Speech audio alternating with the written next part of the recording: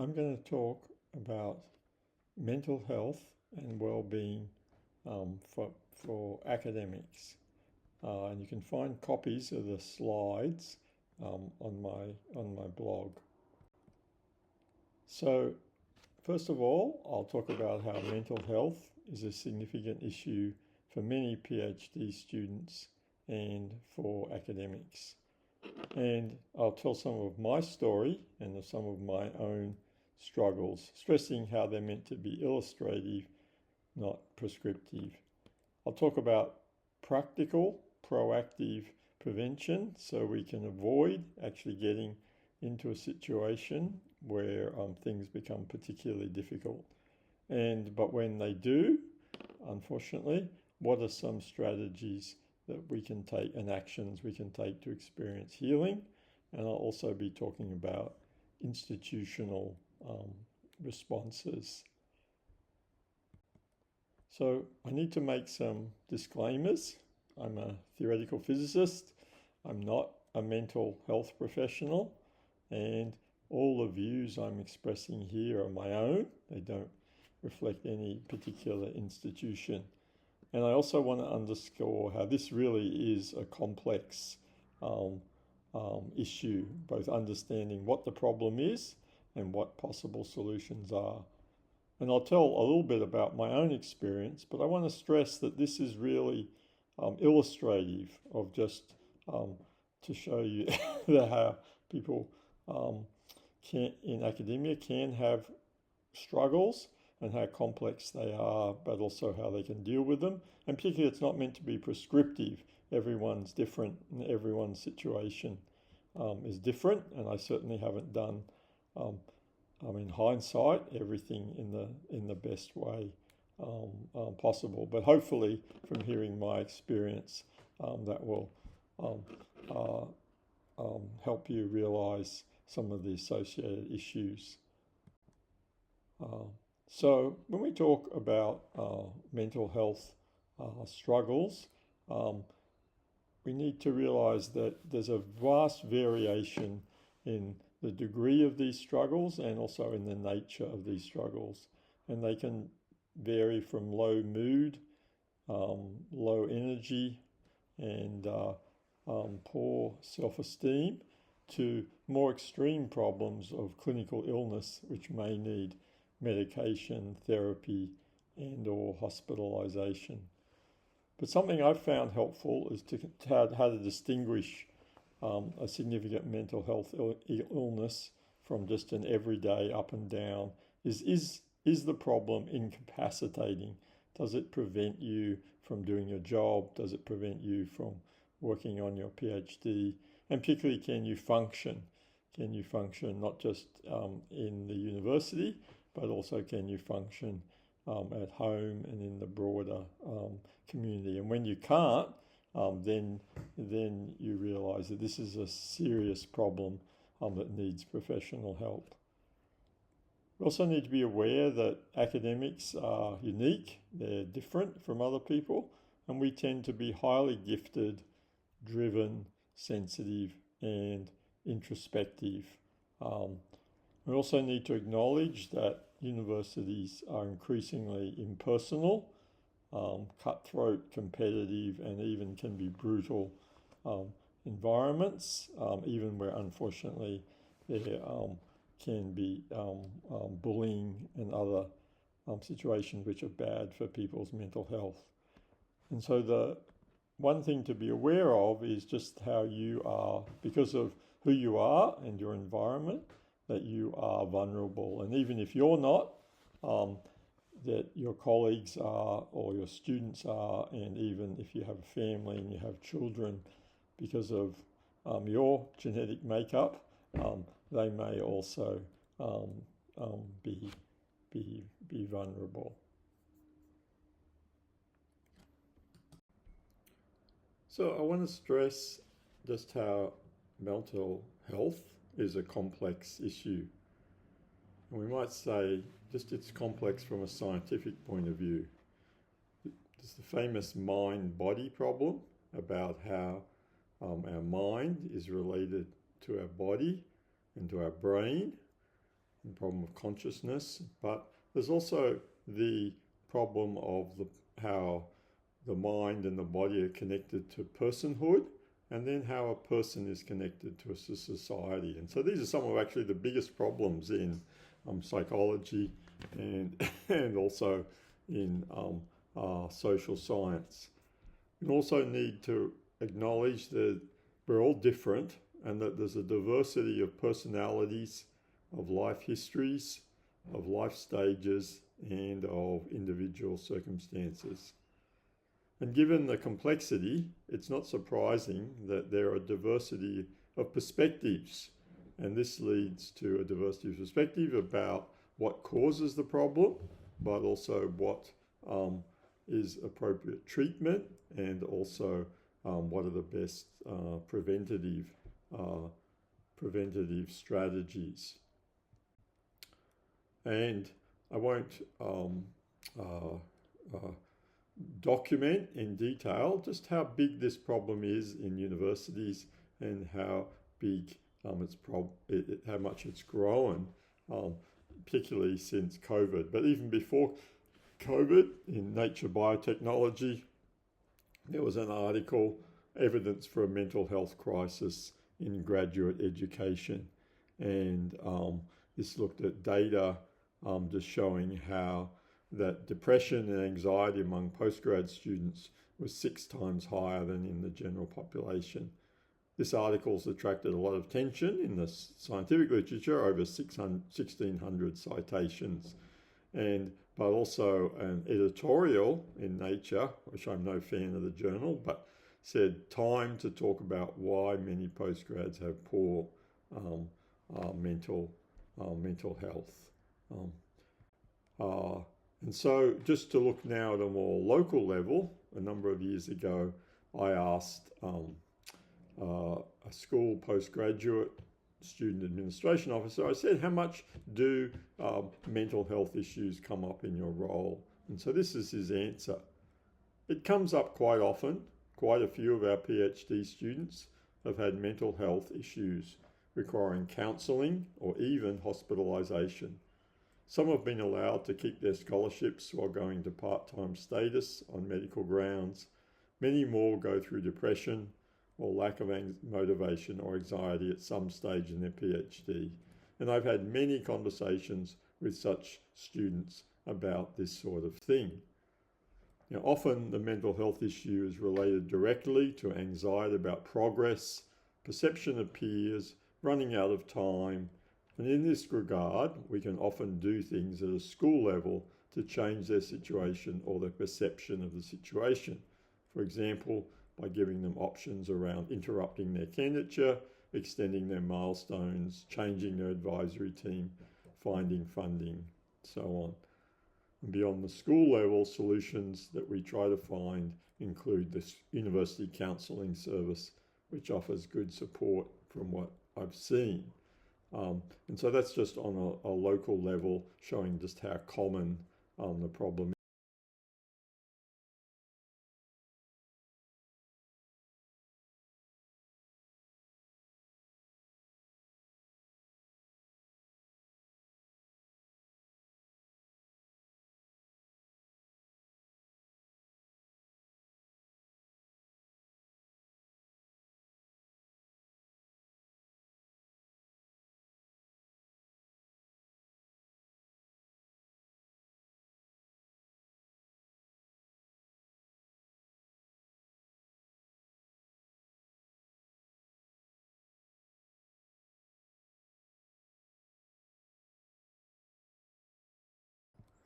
Ludwig Boltzmann was one of the greatest theoretical physicists of the 19th century. He suffered from depression and unfortunately died by suicide.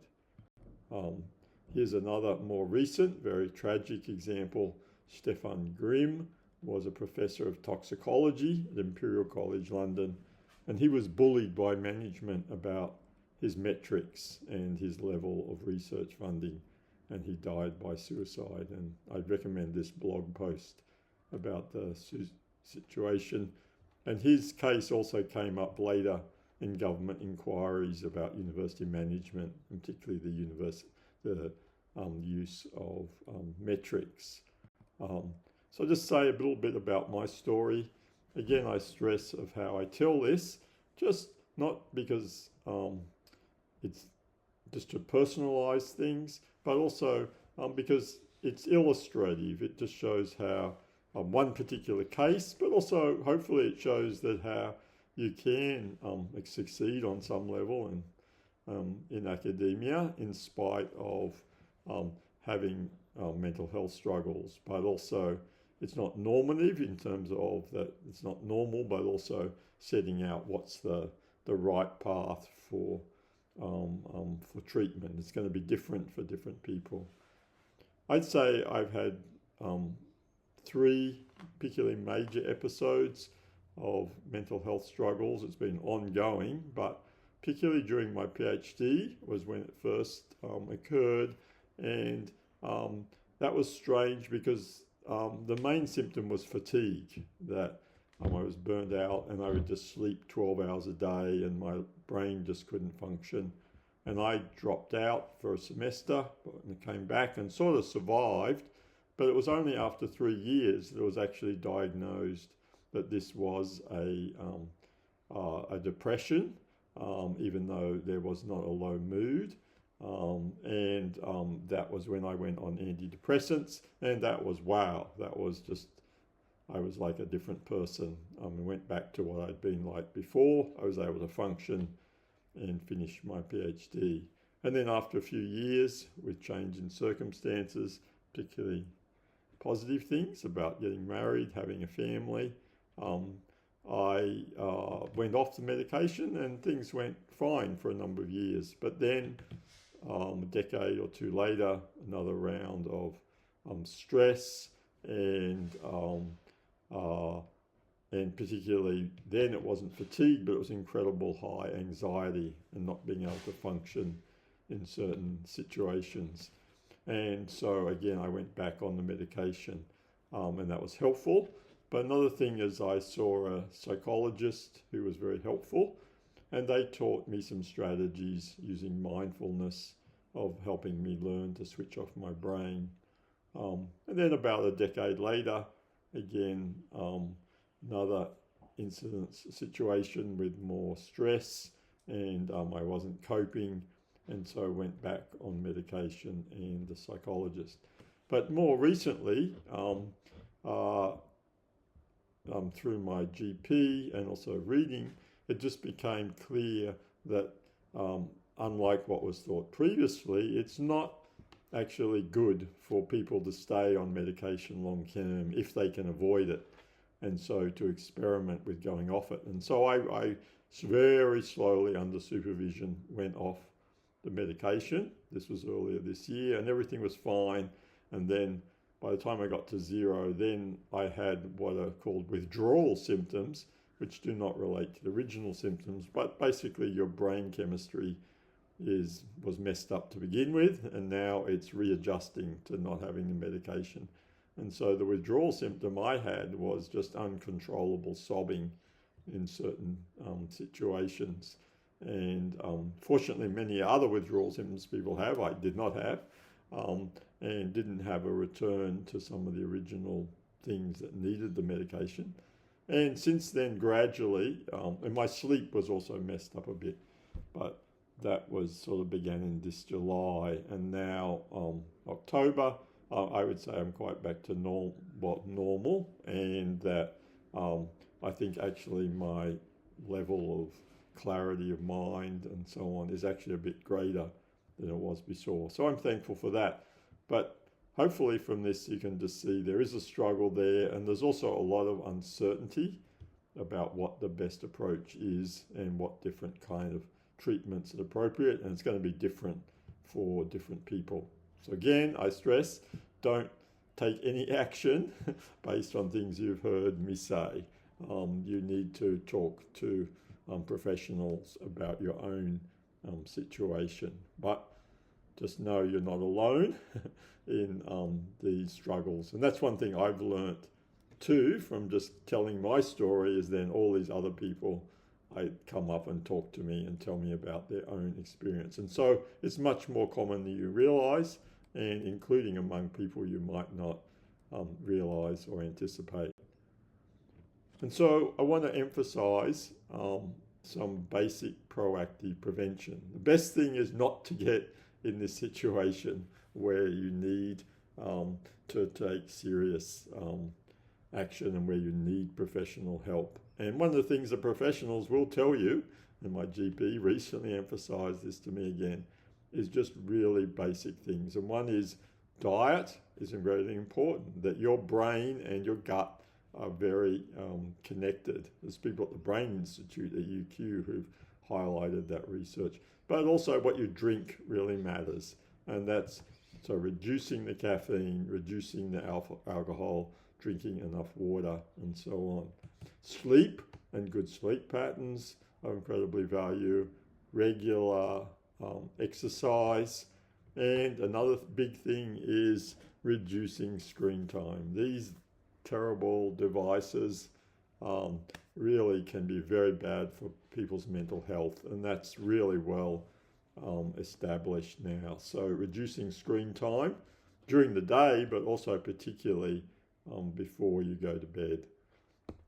Taking breaks is important both during the day but also holidays, and talking to others, connecting to people, not being socially isolated, and saying no, setting boundaries, don't letting people pressure you into doing things that are beyond your capacity or that are going to be unhelpful for your mental health. And so, an important question to ask is, well, what, and this will shape some of your attitude in terms of this and how you act, and that is just, what is a person? What do you think a person is? Is it just a brain, or is it a brain that is connected to a body, and your brain is connected to your heart in just the metaphorical sense of all your desires and aspirations, your fears and your hopes, anxieties. But you're not isolated, you're not socially isolated, and you're connected immediately to friends, family, and to the broader world. And these all interact with one another. And so what you think about what a person is will affect what you think is the best approach to these kind of issues. And so that raises the question of, well, what causes mental illness and how should it be treated? And that's where, depending on who you talk to in the university, what department they're from, whether they're from biomedicine or from psychology or sociology, that will affect the answer. And so this is a picture that I've found incredibly helpful. And that's where you think of that as, if you like, 4 circles. There is the biological, the social, the psychological, and then the spiritual, very broadly defined. And that the question of when there's an issue, where you sit in this diagram and what the cause of the problem is very hard to know. And so that will affect where you are, where the problem is, and it may be multidimensional. That will affect how the issue should be treated. And so that's why I really support an integrated perspective, that humans are a complex unity of mind, heart, body, and spirit. And we cannot simply be reduced to biochemistry, to brains connected to bodies, or to isolated illness. And mental illness is a complex response of an individual, and it's not independent of our social interactions. And so we need integrated treatment. And treatments based solely on just one of medication or therapy or physical health or medication or socialization may have limited success. And that's certainly been my experience, where over time I say I now have a much more integrated perspective, but also I'd say that's also very much what I've seen in my limited observation of in the the medical profession or the perspective professionals have moved away from strictly a biomedical interpretation that just emphasizes medication. And so on the lighter side, just a few things to emphasize is that it's okay to be not okay. And so I want to emphasize that I think it's important to deal with the issues now and not wait. And one thing is life isn't going to get easier. Sometimes young people, particularly PhD students, think, oh, once I get my PhD, things will be better. Or once I finish my postdoc, it'll be better. Or once I get a faculty position, it'll be better. But that is often not the case. And as you get older, actually, you get more responsibility and more stress. So don't wait. And so to deal with anxieties, deal with time management issues, and particularly avoid comparison with peers. And I think it's important to clarify your personal values. What do you think is really important? There's a lot more to life than getting a PhD or getting high-profile publications or getting a faculty position or getting promoted, whatever. And so one thing that's very important for me is that I'm a Christian, and that ultimately determines my values. So I don't let my values be particularly determined by many of the, what I would call unhealthy values defined by university management. And if you quit, don't think that you're a failure. That may actually be a great success. It may be you've actually made a really good decision. So don't let others define what success and failure is for you. And there's a need for institutional responses, since there'll be people here from the seminar who do have responsibility for others, whether it's as a supervisor, a research group leader, in school management or institutional management. And I think it's important to see that the problem is multifaceted and it happens on many scales. And so you need to address the problem at many scales. It's not just about individuals. And institutional responses need to be in proportion to the size of the problem. And the problem is massive. A study a number of years ago said that like 15% of university students were going to have mental health problems in the next few years. And so responses need to be integrated into all policies and procedures. And I think staff training on these issues should be compulsory, and it shouldn't be optional. And unfortunately, some institutional responses, I think, are quite superficial. And here's an article from it that was republished in the Australian Financial Review. Philip Polita Clark said, mindfulness won't fix bad management. It's convenient. Promoting mindfulness conveniently shifts the burden of well-being from the employer causing stress to the employee trying to deal with it. Worse, it allows that you might be called well-washing employers who cloak themselves in a veneer of caring for their workers while hurting them with bad management practices. So I'd recommend some resources such as the Beyond Blue website. And if you're at University of Queensland or most universities in Australia, students and staff are actually eligible for free counselling sessions. And I know some people who've done those and been helpful. But also your GP can arrange a mental health treatment plan in Australia. And currently that involves 10 free sessions with a psychologist. I actually recently, because of going off medication, got my GP to arrange one. And I've done that before in the past, and it has been quite helpful, particularly in the context of addressing other issues. And also I'll mention that from UQ, there is actually a academic in the business school and she has this blog, Voices of Academia, and improving mental health and wellness in academia by giving you a voice. And so some of you may find that helpful. And so here I will conclude. I do think that mental health is a big issue in universities and unfortunately getting bigger. It's important to practice proactive prevention and to find strategies for healing. And it is a big issue, but it's also a complex issue, and not wait. And on my blog, there's copies of slides, but also there's like 70 posts or something that over the years have addressed the issues. And so I hope this has been helpful.